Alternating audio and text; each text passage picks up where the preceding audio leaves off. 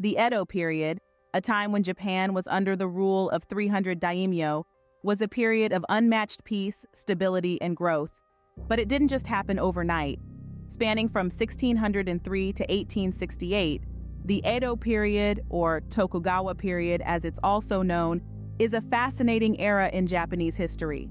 It's an era characterized by the powerful rule of the Tokugawa Shogunate, a military government that brought about an unprecedented era of peace in the region.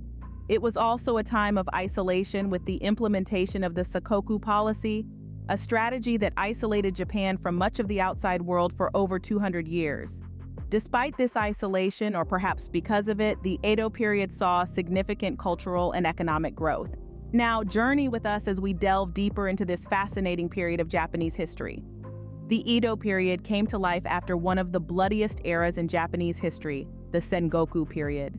A time of unrest, the Sengoku period, or the age of the country at war, was a century-long phase of political upheaval and near-constant military conflict in Japan.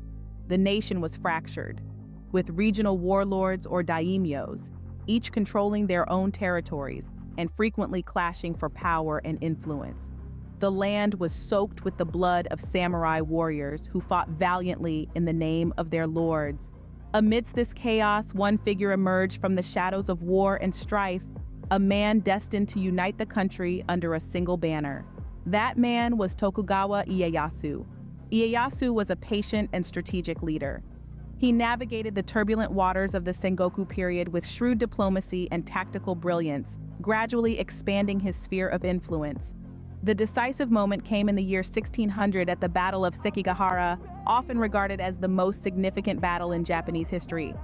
Ieyasu led his forces to a triumphant victory, effectively bringing an end to the Sengoku period. The Battle of Sekigahara was not just a military victory, but a turning point that shifted the tides of history. In the aftermath of the battle, Ieyasu received the title of shogun from the emperor, marking the official start of the Edo period. Unlike the war-torn Sengoku period, the Edo era was marked by relative peace and stability. The nation was unified under the rule of the Tokugawa Shogunate, a military government led by Ieyasu and his descendants. The dawn of the Edo period marked a significant shift in Japanese history. From the ashes of the Sengoku era, a new Japan was born, one that prioritized peace, stability, and prosperity over the chaos of constant warfare. With the rise of Tokugawa Ieyasu, a new era of peace and stability was on the horizon. At the helm of this era of peace and stability was the powerful Tokugawa Shogunate. The Tokugawa Shogunate, also known as the Edo Bakufu, was more than just a ruling military government. It was a complex, well-structured hierarchy that held the reins of the Edo period, shaping Japan for over 250 years. From the top down, the shogunate was a tapestry of daimyos, samurais, and peasants, each with a distinct role and place in society. At the apex of this structure sat the shogun, the military dictator who held absolute power, followed by the daimyos, the feudal lords. Each daimyo governed their own realm but were required to spend alternate years in Edo, the shogunate's capital, a clever policy of the shogunate to keep these powerful lords under check. Beneath the daimyos were the samurai, the warrior class, who served as bureaucrats and administrators. They enjoyed a higher social status, but their rigid lifestyle was heavily regulated by the shogunate's laws. The bottom of the social hierarchy was occupied by the farmers, artisans, and merchants. Despite their low status, the merchants grew increasingly wealthy due to the thriving economy, subtly reshaping the social dynamics. The governance of the shogunate was marked by a policy of isolationism, known as Sakoku. Japan was a locked country. Foreign trade was heavily restricted, and no Japanese were allowed to leave the country. This policy, while isolating Japan from the rest of the world, paradoxically allowed its unique culture to flourish undisturbed. But let's not forget, the shogunate was not a utopia. The strict class hierarchy was rigid with little mobility, and the common people often suffered under heavy taxation. Yet, despite these challenges, the shogunate maintained relative peace and stability, a stark contrast to the war-torn centuries that preceded the Edo period. The Tokugawa shogunate's reign marked a significant shift in Japanese society and culture. The isolationist policies, the rigid social structure, and the centralization of power under the shogunate laid the groundwork for the unique culture and society that would continue to define Japan long after the fall of the shogunate. Despite its political rigidity, the Edo period was a golden age of cultural and intellectual exploration. The era was marked by a cultural flourishing, which was as vibrant and diverse as the many colors of a kabuki actor's costume. Speaking of kabuki, it's one of the most significant cultural developments of the Edo period. This dramatic form of theater, known for its elaborate makeup and stylized performances, captured the hearts of the Japanese people. It became a mirror, reflecting the society's values, norms, and everyday life. From nobles to commoners, everyone found something to relate to in the grand narrative spun on the kabuki stage. Parallel to this theatrical revolution, the Edo period also saw an explosion of visual art, particularly ukiyo-e. Ukiyo-e, or pictures of the floating world, were woodblock prints that depicted everything from beautiful landscapes to bustling city scenes. Artists like Hokusai and Hiroshige brought this art form to life, their works becoming an indelible part of Japan's cultural fabric. But the Edo period wasn't just about visual and performing arts. The written word also flourished, with haiku poetry reaching new heights. Masters like Basho, Busan, and Issa crafted delicate verses that encapsulated the essence of a moment in just 17 syllables. This minimalist form of poetry captured the Zen spirit, resonating with people across the social spectrum. This cultural flowering wasn't confined to the arts. The Edo period also saw a significant growth in education and literacy. Terakoya temple schools sprouted up across the country, providing basic education to the common people. This rise in literacy fueled the proliferation of books and paved the way for a more informed and intellectually curious society. So yes, the Edo period was politically rigid. But within that rigidity, a vibrant culture blossomed. It was an era that celebrated art and intellect, where theater, art, and poetry thrived and education was democratized. The Edo period was a time of cultural renaissance, leaving a lasting imprint on Japanese art and literature. The Edo period was not just a time of cultural flowering, but also of economic expansion and urban growth. Indeed, the Edo era witnessed a remarkable economic transformation. The Tokugawa shogunate's centralized power and policies of peace and stability led to the unprecedented prosperity of the nation. The economy, primarily agrarian at the start of the era, gradually shifted to a more urban, market-oriented one. This shift saw a surge in the growth of commerce, with new businesses sprouting up and existing ones thriving. The Edo period gave birth to a vibrant commercial culture. Markets and trade flourished as merchants, previously at the bottom of the social order, began to gain prominence. These merchants, or chonin, became the engine of the economy, driving its growth with their innovative business practices and entrepreneurial spirit. The growth of commerce was accompanied by the rise of cities. Edo, which is now Tokyo, Osaka, and Kyoto, became the epicenters of this urban explosion. Edo, in particular, transformed from a sleepy fishing village into one of the world's largest cities by the 18th century. The population of these cities swelled as people flocked there in search of better opportunities. This urbanization led to the development of new services and industries, further boosting the economy. These cities became hubs of culture and commerce, with bustling markets, busy ports, and lively entertainment districts.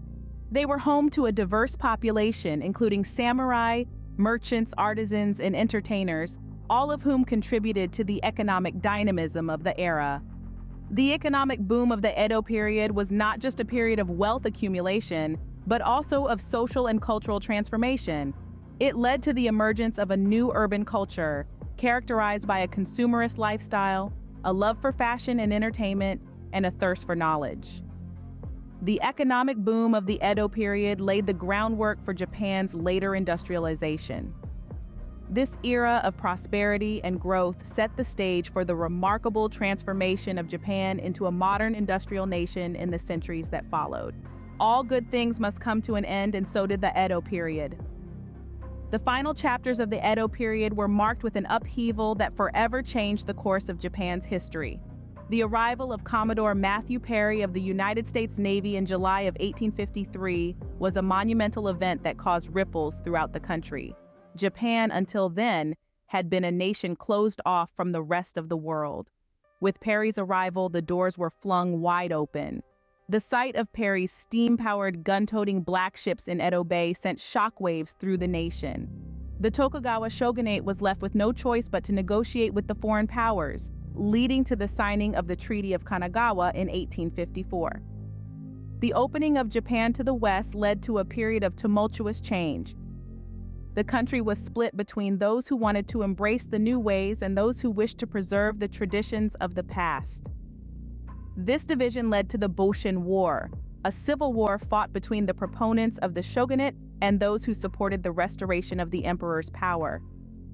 The Boshin War, fought from 1868 to 1869, ended with the victory of the imperial forces. The Tokugawa shogunate fell, and the emperor was restored to power in an event known as the Meiji Restoration. The Meiji Restoration marked a turning point in Japanese history. It was the end of the Edo period and the beginning of the Meiji era, a time of rapid modernization and westernization. The samurai class, which had been the backbone of Japanese society for centuries, was gradually phased out.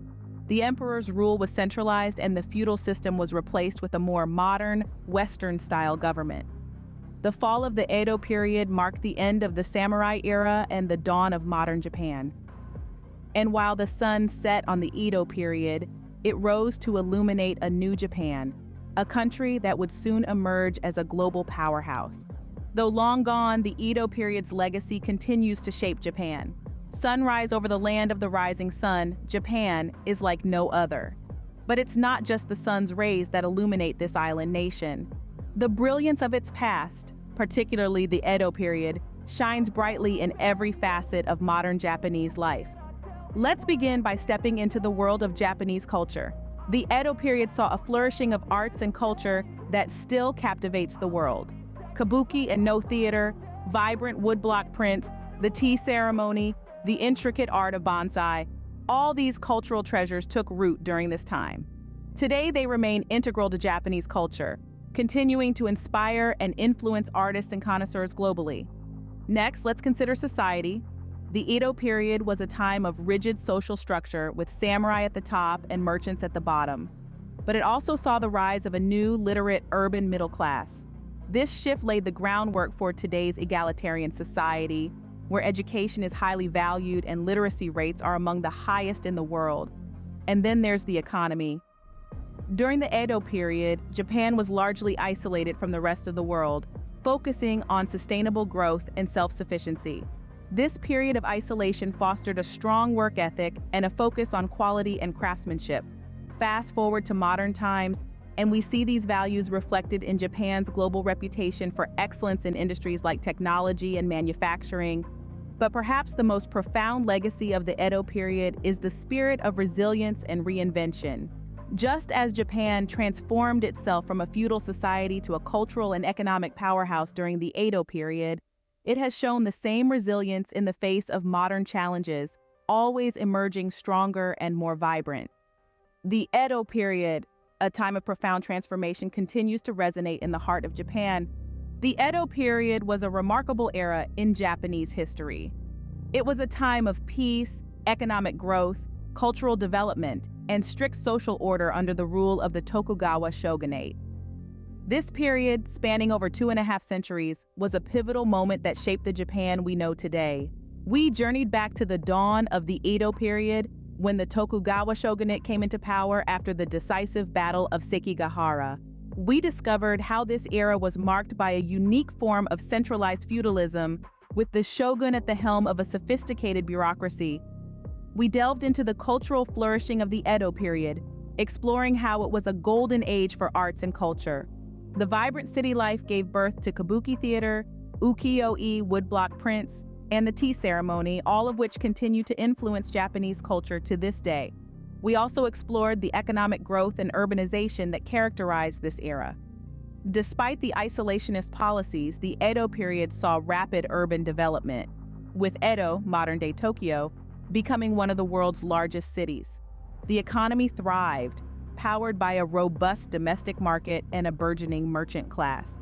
Towards the end, we examined the closing of the Edo period, marked by the arrival of the black ships and the subsequent Meiji Restoration. This signaled the end of the shogunate and the beginning of Japan's modernization. Finally, we reflected on the enduring legacy of the Edo period. Its influence permeates many facets of present-day Japan, from its political structure and economic systems to its rich cultural heritage.